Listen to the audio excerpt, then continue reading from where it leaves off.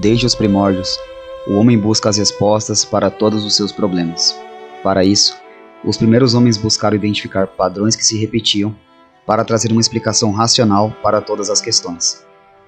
Diariamente, os homens estavam expostos aos perigos da natureza, a catástrofes naturais, e a sobrevivência era difícil e a vida incompreensível. Buscar as respostas para os males seria de fundamental importância para a sobrevivência humana. Essas questões perpassaram a antiguidade e seus ventos chegaram até a chamada Idade Média, onde grandes inquietações tomaram conta dos homens do período que buscaram na teologia e na razão as respostas para os seus problemas. Nesta busca por respostas, diversos homens deixaram suas contribuições ao longo do tempo. Dentre elas, um conjunto de 254 poemas foi encontrado em um mosteiro beneditino na Alemanha. Os poemas eram diversos entre si e versavam sobre variados temas, alguns sobre a sorte e o azar, na figura de Fortuna, uma representação de uma deusa da cultura greco-romana que era conhecida por trazer o destino de uma cidade, seja esse destino bom ou ruim. Em seus versos, a Fortuna é representada por sua pouca estabilidade e como responsável pela desgraça dos homens. Estes variados poemas com diversos temas, posteriormente ficaram conhecidos como Carmina Burana, e eram todos escritos em latim medieval. Em um de seus versos, de um autor desconhecido, o autor diz: Ó Fortuna, como a lua, tu és mutável, sempre crescendo, ou tu decresces. Vida detestável, ora é difícil, ora é branda. Brinca como em um jogo, miséria, poder, ela os funde como gelo, destino cruel e vazio. Tu és uma roda maldosa, vã felicidade, está sempre se desintegrando, sombria e velada. Observa a mim também, agora somente por brincadeira. O dorso entrego ao teu crime, o destino da salvação e da virtude. Agora está contra mim, contrária. Ela dá e tira, sempre escravizando. Nesta hora, sem demora, o batimento, porque a sorte abate o forte, chorem todos comigo. Mas o que os versos de Carmina Burana têm a ver com Boécio? Anício Mânlio Torquato Severino Boécio nasceu em Roma por volta do ano 480 d.C. Veio de uma família nobre, o que lhe deu a oportunidade de ingressar na vida pública como um senador. Boécio viveu na transição de duas eras distintas, a Idade Antiga e a Idade Média, fator que lhe possibilitou sua inserção na cultura greco-romana. O filósofo acreditava que mesmo em um período de declínio do Império Romano, poderia fazer uma inserção da cultura romana com a cultura dos povos bárbaros que invadiam o Império. Foi por este pensamento que Boécio prosperou na vida pública durante o governo de Teodorico, rei dos godos. Com um senso de justiça muito apurado, ficou conhecido por ajudar os cidadãos romanos e os estrangeiros. Mas a sorte não estaria ao lado de Boécio por muito tempo.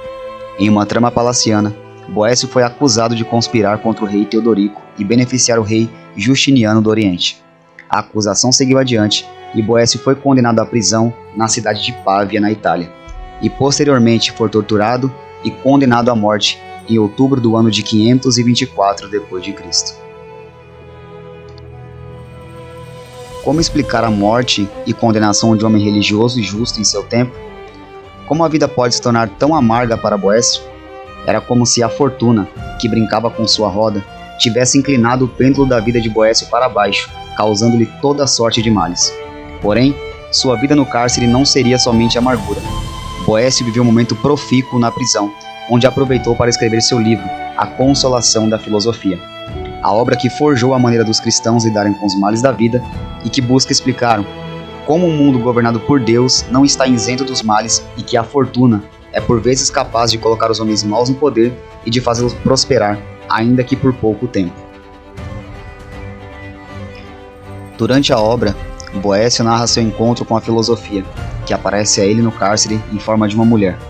De rosto sereno e majestoso, a filosofia lhe oferece doses de consolo para que o filósofo retome seu ânimo e sua consciência de si. Para se chegar às respostas dos questionamentos de Boécio, a filosofia se vale de um método muito conhecido ainda nos dias de Sócrates. Através de perguntas, a filosofia vai organizando o pensamento de Boécio para se chegar às conclusões.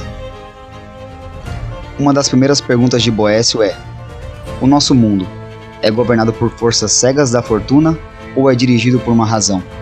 O filósofo chega à conclusão que existe uma razão que governa tudo e não é o acaso. Em resposta ao questionamento de Boécio, a filosofia responde: temos aqui ao nosso alcance a centelha que acenderá a tua salvação. É a noção correta que tens do mundo e de quem o governa. Tu compreendes que o universo não está sujeito às forças cegas da fortuna, mas respeita uma ordem divina. Então não é preciso temer mais nada. Essa pequena centelha se converterá numa chama tão poderosa que te devolverá o calor da vida. A filosofia convence Boécio de que a fortuna é passageira e variável. Ela dá bens materiais que iludem os homens e, ao fim de tudo, ela pega de volta as coisas que lhe pertenciam, ao passo que os homens ficam na miséria. Com doses de remédios mais fortes, a consciência do filósofo vai retornando por meio da razão, chegando ao ponto de reconhecer que os bens perecíveis não lhe pertencem, apenas os bens eternos é que são duradouros. A partir dessa primeira análise do livro, vimos que a fortuna não é capaz de trazer felicidade, mas outra pergunta parece ecoar em nossos ouvidos: por que o mal convive diante de um mundo governado pelo próprio Deus, que é bom? Para chegarmos a essa resposta a partir do livro, a filosofia passa a demonstrar a Boécio que o homem mais forte é aquele que pode fazer todas as coisas, ao passo que o homem mais fraco é aquele que não consegue realizar alguma coisa. Partindo dessa ideia, entendemos que os homens bons buscam as virtudes, o bem, e são capazes de realizá-los. No entanto, os homens maus são incapazes de buscar o bem e, ao demonstrar suas fraquezas, se deixam levar pelos piores vícios. Conseguimos perceber nessa perspectiva a forte influência da teologia de Agostinho de Hipona e a filosofia de Platão. Para Boécio, o mal não existe ontologicamente. Sua existência está apenas presente na esfera moral, ou seja, não é um ser existente. Para ele, o mal não passa apenas do resultado da ação humana no Éden. Ou seja, o mal seria como a ausência de Deus, assim como o frio é a ausência do calor. Se não existe o mal em essência, cairia por terra a ideia de que Deus falha em sua providência, quando, por exemplo, homens bons são prejudicados e homens maus são beneficiados. Fato que fica evidente no livro de Boécio, quando ele diz: foi por isso que um dos seus discípulos, com razão, se perguntava: se Deus existe, de onde vem o mal? Mas se Deus não existe, de onde vem o bem? Podemos chegar a conclusões baseadas na visão de Boécio e de sua consolação da filosofia. O mal para Boécio não é um defeito de Deus, que para ele é o sumo bem, pois uma substância totalmente perfeita não poderia ter defeitos. Portanto, na visão do autor, o mal é um defeito da vontade livre dos homens, que buscam a felicidade em prazeres passageiros e não nas virtudes como a sabedoria, a virtude e a moral. E se você gostou desse vídeo, deixe o seu like, se inscreva no canal Entre Livros e Pergaminhos. Por aqui nós discutimos as grandes obras da humanidade, compartilhamos leituras e análise de grandes obras.